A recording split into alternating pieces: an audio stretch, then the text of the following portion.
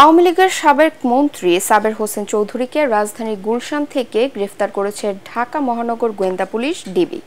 রোববার ডিএমপির media and public relations বিভাগ জানায়, রোববার বিকেলে ডিবি পুলিশের একটি দল সাবের হোসেন চৌধুরীর গুলশানের বাসায় অভিযান চালিয়ে তাকে গ্রেফতার করে। তার বিরুদ্ধে একাধিক মামলা রয়েছে। তাকে নেওয়া হয়েছে ডিবি কার্যালয়ে।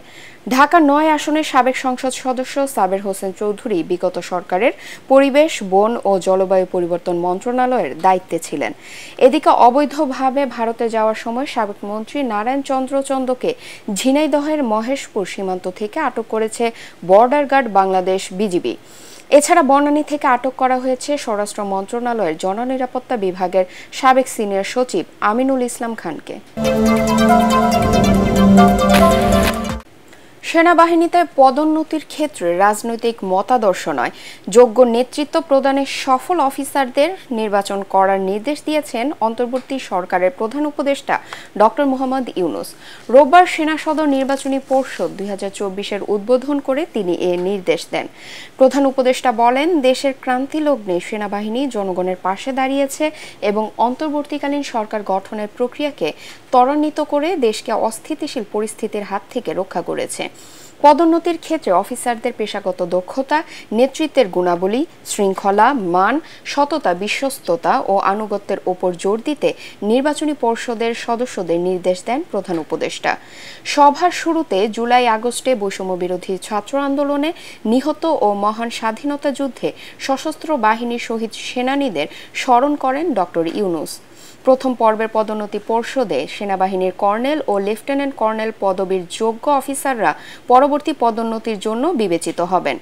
এর আগে ঢাকা সেনানিবাসে সেনা সদর দপ্তরে ডক্টর ইউনূসকে স্বাগত জানান বাহিনী প্রধান জেনারেল ওয়াকারুজ্জামান, প্রধান উপদেষ্টার প্রতিরক্ষা ও জাতীয় সংহতি উন্নয়ন বিষয়ক বিশেষ সহকারী চিফ অব জেনারেল স্টাফ এবং সশস্ত্র বাহিনী বিভাগের প্রিন্সিপাল স্টাফ অফিসার।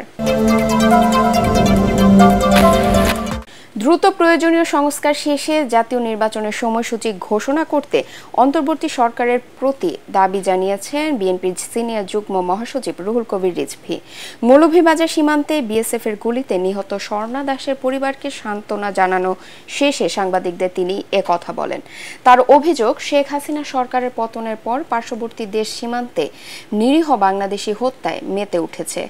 রিজভী বলেন, গণ আন্দোলনের মুখে পালিয়ে যাওয়া শেখ হাসিনা ক্ষমতায় থাকার সময় নির্যাতন নিপীড়ন চালালেও বেগম খালেদা জিয়া কখনো দেশ ও জনগণকে ছেড়ে যাননি।